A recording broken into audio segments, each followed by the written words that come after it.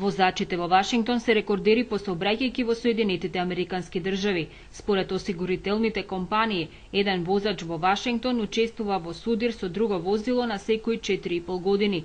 Да дојдете до возачка дозвола во Вашингтон е лесно, па многу возачи не знаат како да возат во кружен тек или да се престројуваат во ленти. Ова ги прави возачите во главниот американски град најлоши возачи во Америка. The DC traffic can be a nightmare.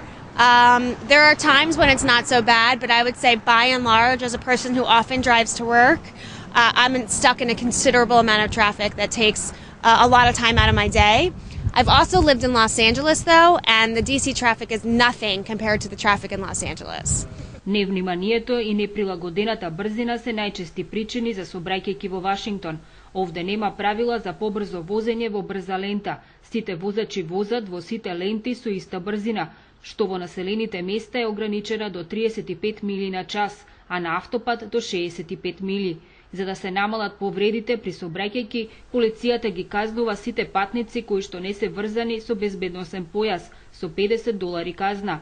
За побавно да се вози на улиците, неодамна е укинат зелениот бран, па неретко за да стигнете до некое место, најверојатно ќе застанете на сите семафори. But also a lot of these different roads are packed because of the traffic lights and also the one way. It causes a lot of confusion with people.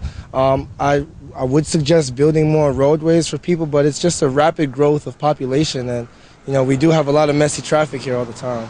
Сепак во Вашингтон има сообраќајна култура. Ако пешак стапне на коловоз, дури и да е вклучено зелено светло за автомобилите, сите возила застануваат и го пропуштаат пешакот. Исто важи и за амбулантните возила, противпожарните камиони и полициските придружни возила. Најбезбеден транспорт е јавниот. Мегабас автобусите во Вашингтон сообраќаат 24 часа, превезувајќи неделно околу половина милион патници. People love Metrobus.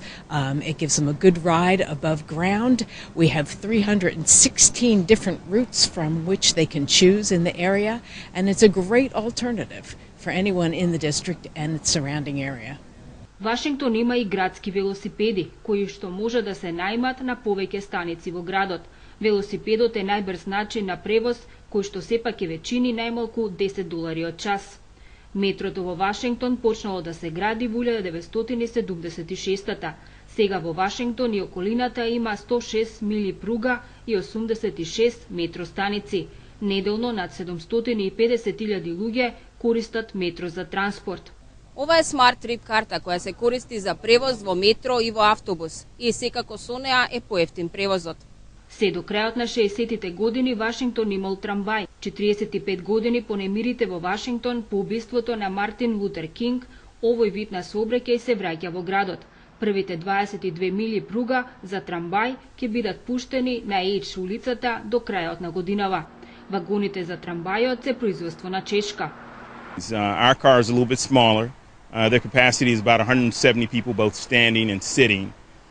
It is in the street, it's near vehicles as it goes along. Вашингтон е вице шампион во најскапи тарифи за паркинг веднаш по Њујорк. За паркинг од 12 часови во Вашингтон ќе платите најмалку $10 и тоа ако дојдете рано наутро пред 9 часот. Будните полицајци само чекаат да ви закачат казна за паркинг ако го оставите возилото на недозволено место. Во Вашингтон такси превозот е прилично скап, иако има многу такси компании. За најмала дестинација ќе платите барем $10. За македонската телевизија од Вашингтон, Ирина Гелевска.